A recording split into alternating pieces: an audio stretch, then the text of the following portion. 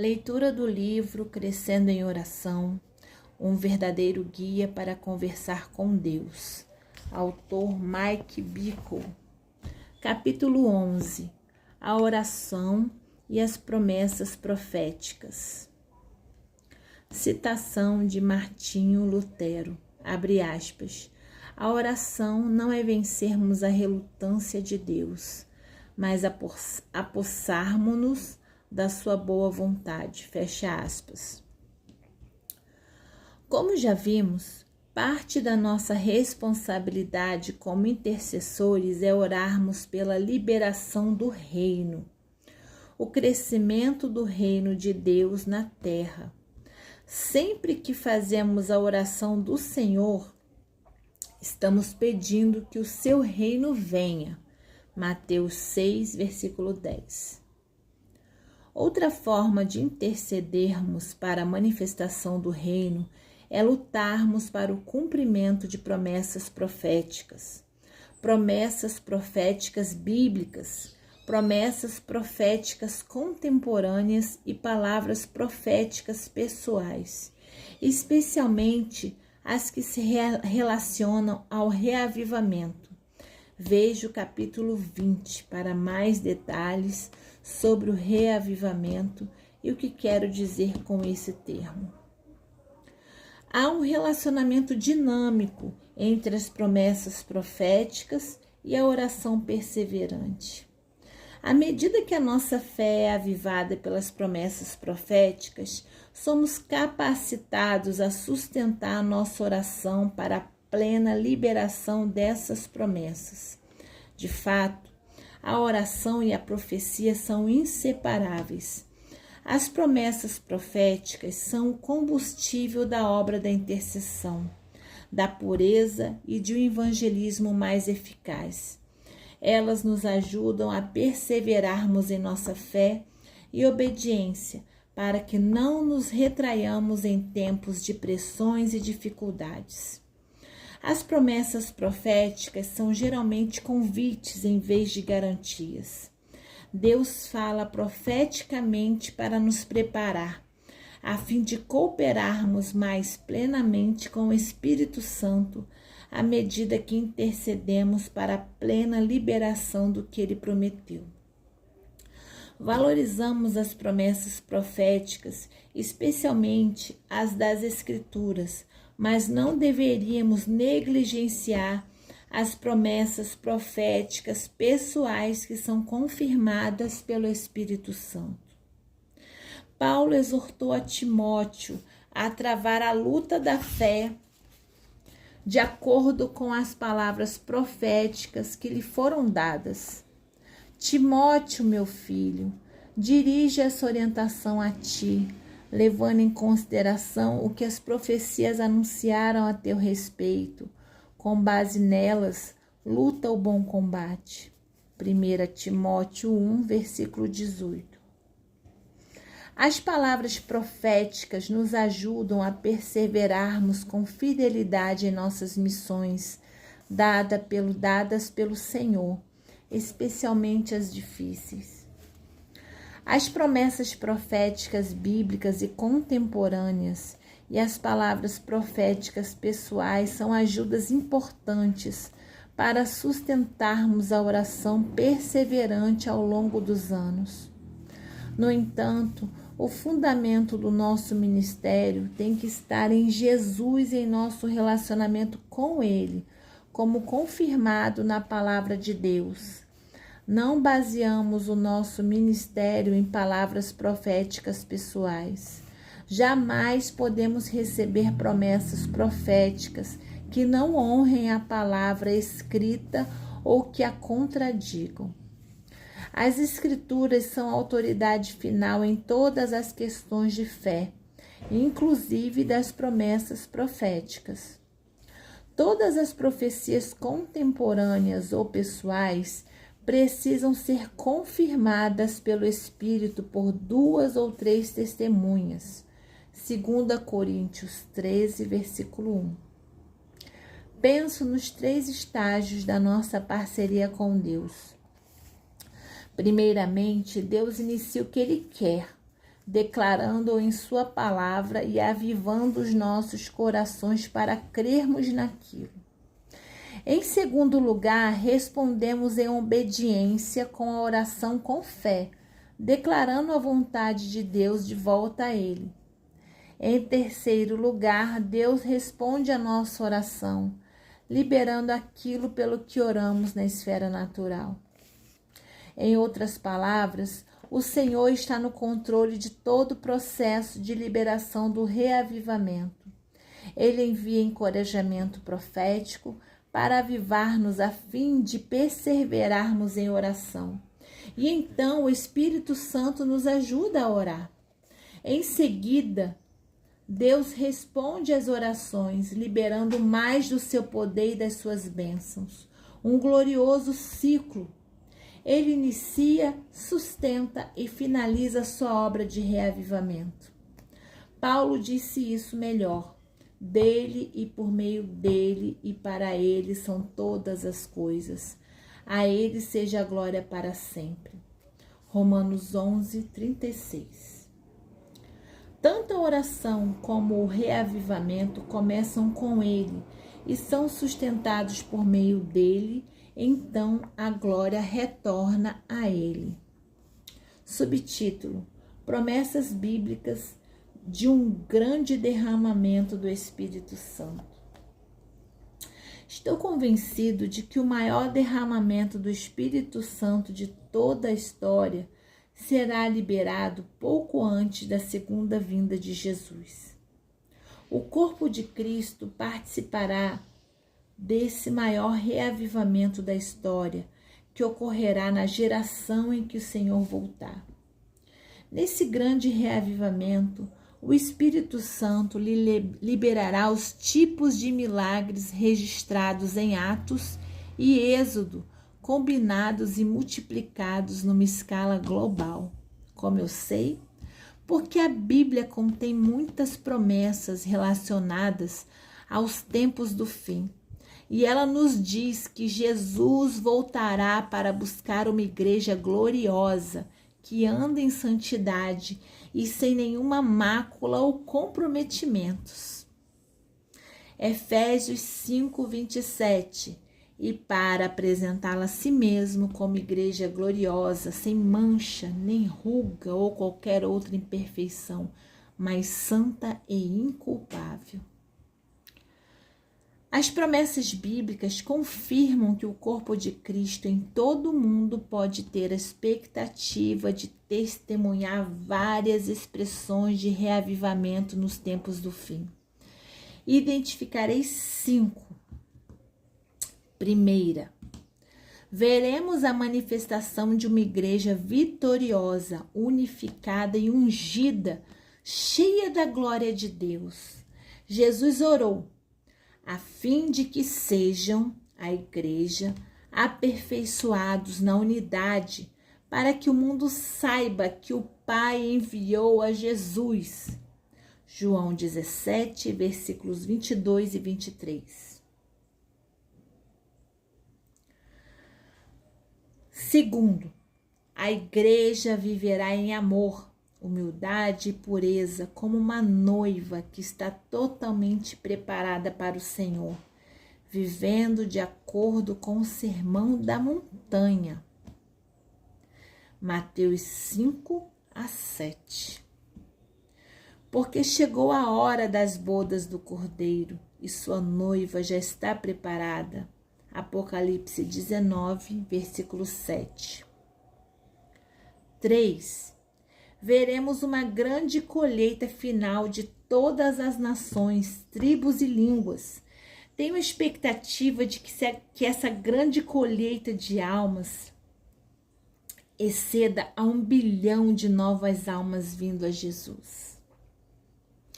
Em seguida, olhei e diante de mim descortinava-se uma grande multidão, tão vasta que ninguém podia contar, formada por pessoas de todas as nações, tribos, povos e línguas.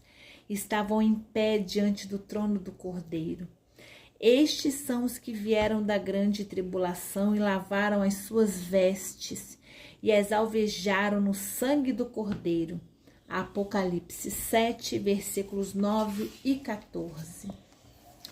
4. O espírito de profecia operará na igreja e pairará sobre todos os cristãos.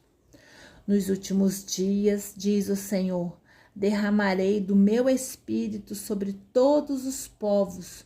Os seus filhos e as suas filhas profetizarão. Os jovens terão visões e os velhos terão sonhos. Atos 2, versículo 17. 5. O corpo de Cristo cumprirá o seu chamado principal de fazer discípulos à medida que ganharmos os perdidos e edificarmos a sua igreja.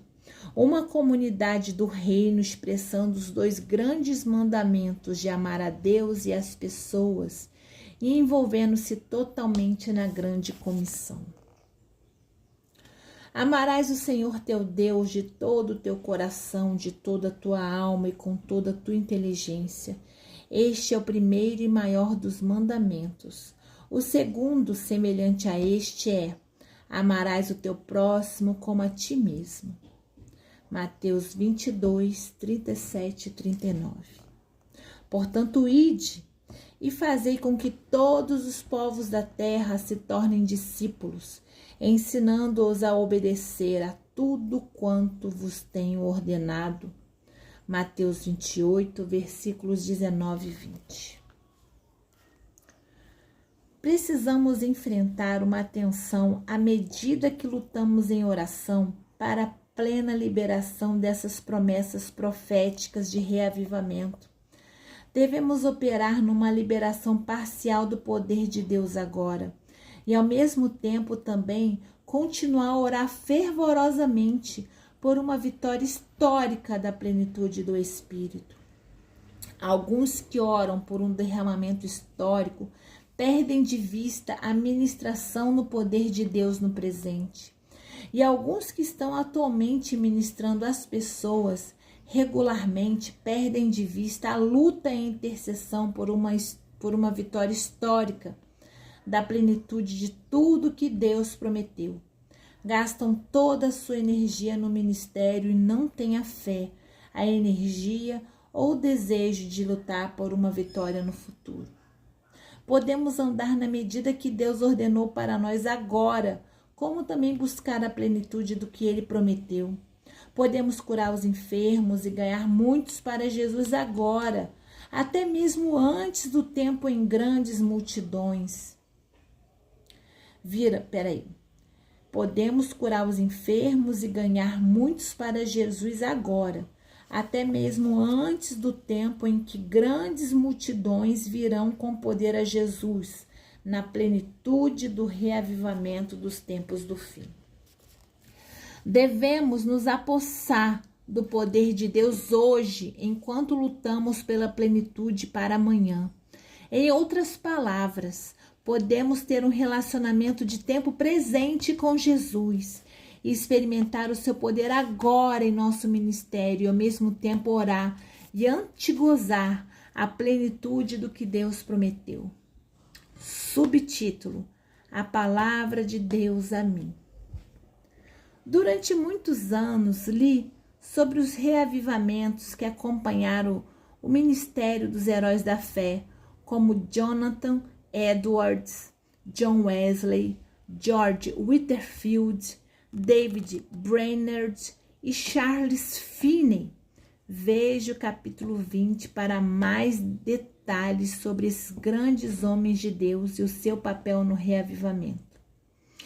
Li os seus ensinamentos juntamente com os ensinamentos de Martin Lloyd Jones e os dos escritores puritanos, os que tinham algum entendimento das promessas bíblicas sobre o reavivamento.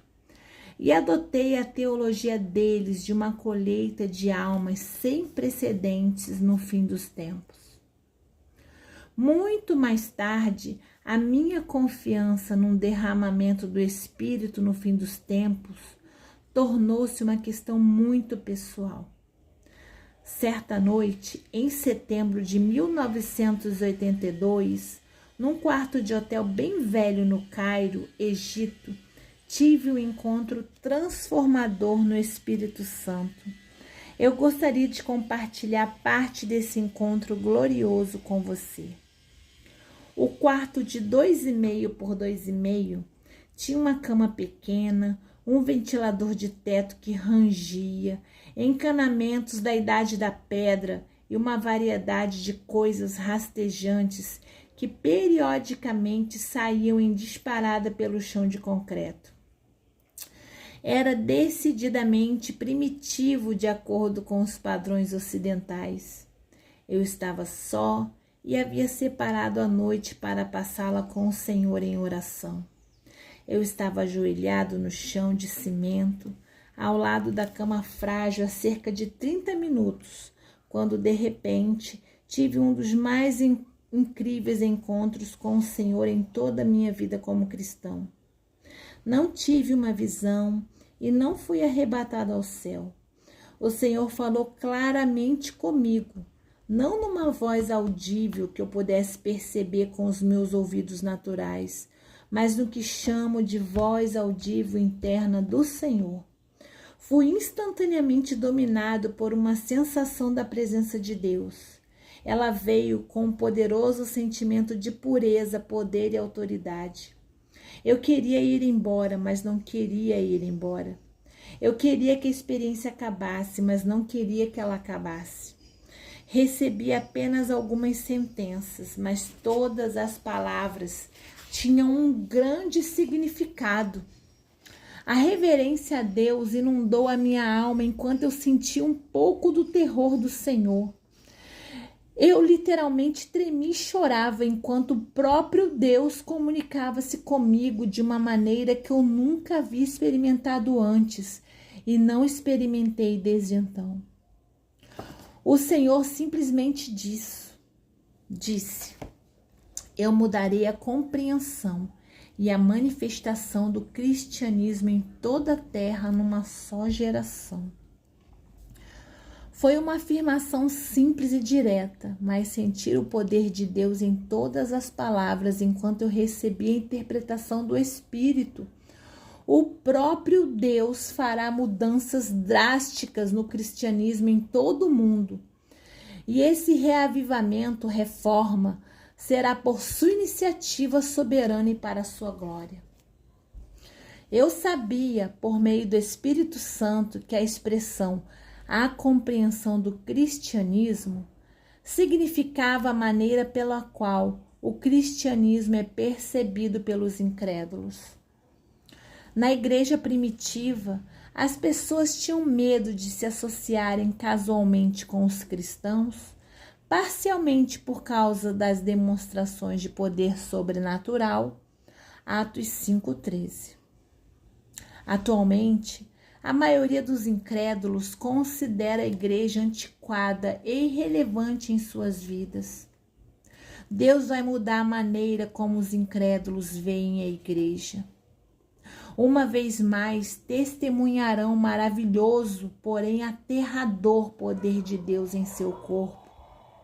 Terão um entendimento muito diferente do cristianismo antes que Deus termine a sua obra com esta geração. Eu também sabia, por meio do Espírito Santo, que as palavras a manifestação do cristianismo significavam a maneira como o corpo de Cristo manifesta a sua vida coletiva sob a liderança de Jesus. Deus produzirá uma mudança dramática para que vivamos como um povo em unidade, santo no poder e amor de Deus. O que acontece quando nos reunimos como o corpo de Cristo mudará. Veremos poder, pureza e unidade sem paralelos na igreja no fim dos tempos. Na igreja do fim dos tempos. O próprio Deus mudará radicalmente os relacionamentos dos cristãos com Ele e de uns com os outros, a maneira como somos reconhecidos pelos incrédulos e até mesmo a estrutura e o funcionamento da igreja em toda a terra.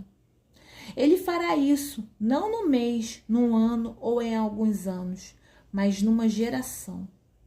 Ele usará o seu povo que estiver servindo em muitas diferentes denominações e esferas ministeriais do corpo de Cristo. Ele ama toda a igreja e usará todos os que querem ser usados por ele. A compreensão e a manifestação do cristianismo serão mudadas por um grande e soberano derramamento do Espírito que ultrapassará barreiras nacionais, sociais, étnicas, culturais e denominacionais. Não será apenas um reavivamento ocidental ou um reavivamento no terceiro mundo. A profecia de Joel 2, 28, 32, reiterada por Pedro em Atos 2, diz que nos últimos dias Deus derramará o seu Espírito sobre toda a carne. Atos 2,17. Muitas coisas mudarão como resultado do derramamento progressivo do Espírito. Ele terá expressões multidimensionais para que seja visto não somente como um tipo de movimento. Um movimento de evangelismo, um movimento de cura, um movimento de oração, um movimento de unidade ou um movimento profético. Será tudo isso e mais. Acima de tudo, esse derramamento do Espírito transmitirá uma profunda paixão por Jesus nos corações de homens e de mulheres. O primeiro mandamento de amarmos a Deus será estabelecido em primeiro lugar na igreja, o que fará com que a igreja ande no segundo mandamento de amar aos outros e de se envolver-se na grande comissão de uma maneira sem precedentes. O Espírito Santo anseia por glorificar a Jesus no corpo de Cristo em todas as nações. Veja João 16,14. A minha experiência naquele quarto de hotel no Cairo durou menos de 1 hora, muito embora parecesse muito mais longa. Saí do quarto e andei pelas ruas do centro do Cairo sozinho até meia-noite aproximadamente, entregando-me ao Senhor e aos seus propósitos. A reverência por Deus permaneceu em minha alma durante horas. Acordei no dia seguinte ainda sentindo seu impacto. Essa experiência me deu uma nova apreciação pelo ministério profético, ajudando-me a perceber que ele é essencial como combustível para o movimento de oração dos tempos do fim. O ministério profético na igreja local envolverá mais do que profecias verbais inspiradoras. Incluirá visitações angelicais, sonhos, visões, sinais e maravilhas no céu e mais. O Espírito Santo será derramado com grande poder e profetizará, como foi predito em Joel 2 e mencionado no primeiro sermão de Pedro no dia de Pentecostes. No dia do Pentecostes. Nos últimos dias, diz o Senhor, derramarei do meu espírito sobre todos os povos. Derramarei do meu espírito naqueles dias. Mostrarei maravilhas em cima no céu e sinais embaixo na terra, antes que venha o grande e glorioso dia do Senhor. Atos 2, 17 a 20.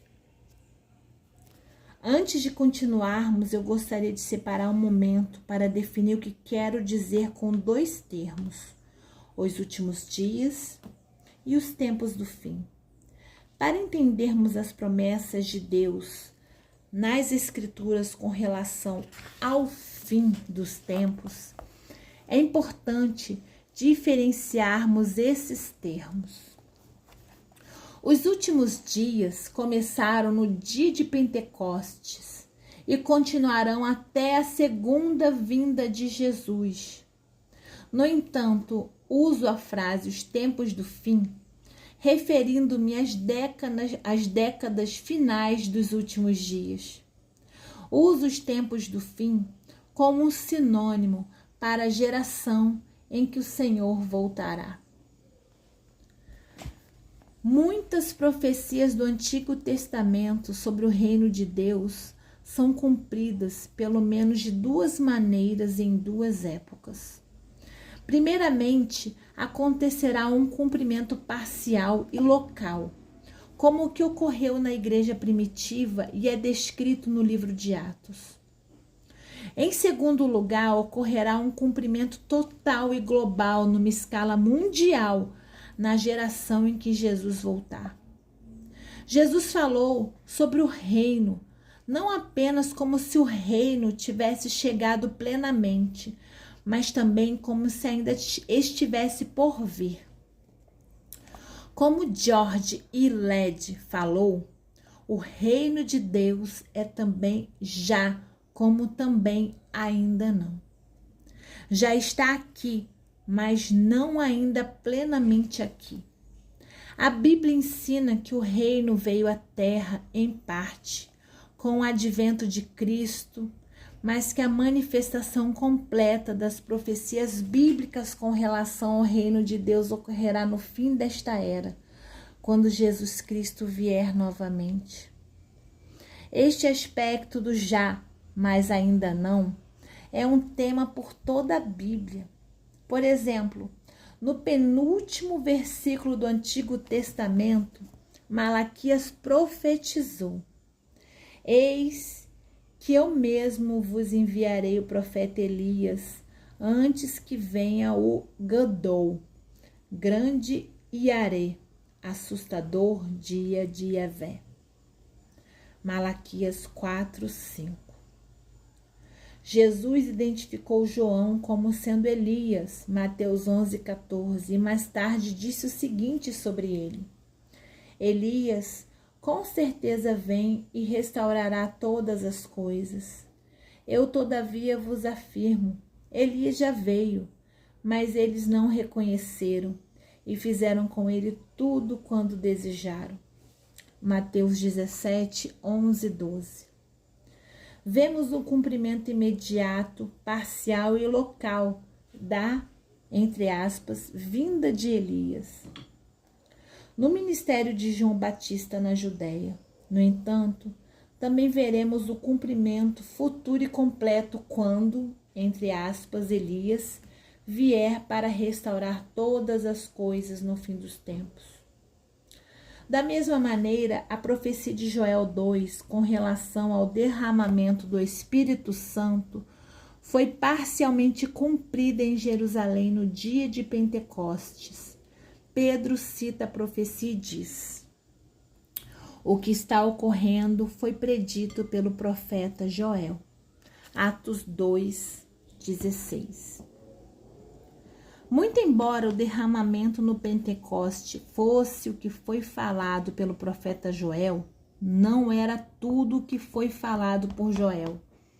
O Espírito veio sobre 120 pessoas numa pequena sala de Jerusalém e em seguida tocou 3.000 pessoas. Atos 2. Mas Joel falou sobre muito mais do que isso. Ele disse: derramarei do meu Espírito sobre todos os povos. Joel 2:28. Uma das coisas singulares com relação ao último grande reavivamento serão os sinais e maravilhas descritos em Atos 2:19, que serão demonstrados na natureza, tanto na terra como nos céus. Mostrarei maravilhas em cima, no céu, e sinais embaixo, na terra: sangue, fogo e nuvens de fumaça. O sol se tornará em trevas e a lua em sangue, antes que venha o grande e glorioso dia do Senhor. Atos 2, 19 e 20. Veja também Joel 2, 30 a 31. Na época em que Joel entregou essa profecia, muitas das ideias nela contidas eram novas a Israel. A unção do Espírito havia sido dada a apenas algumas pessoas da era do Antigo Testamento. Geralmente homens judeus mais velhos, que eram reis, juízes ou profetas. No entanto, Joel profetizou que o Espírito seria derramado sobre toda a carne, judeus e gentios, homens e mulheres, jovens e idosos. Paulo confirmou a palavra de Joel em 1 Coríntios 14:31, quando mostrou que todos os cristãos podem profetizar. Porque todos poderei profetizar, cada um por sua vez, para que todos sejam orientados e encorajados. O único qualificador que Joel fez para essa promessa, totalmente inclusiva, de que o Espírito seria derramado sobre todos os povos, é a frase, inclusive sobre os escravos e serviçais da época, derramarei do meu Espírito naqueles dias. Joel 2:29.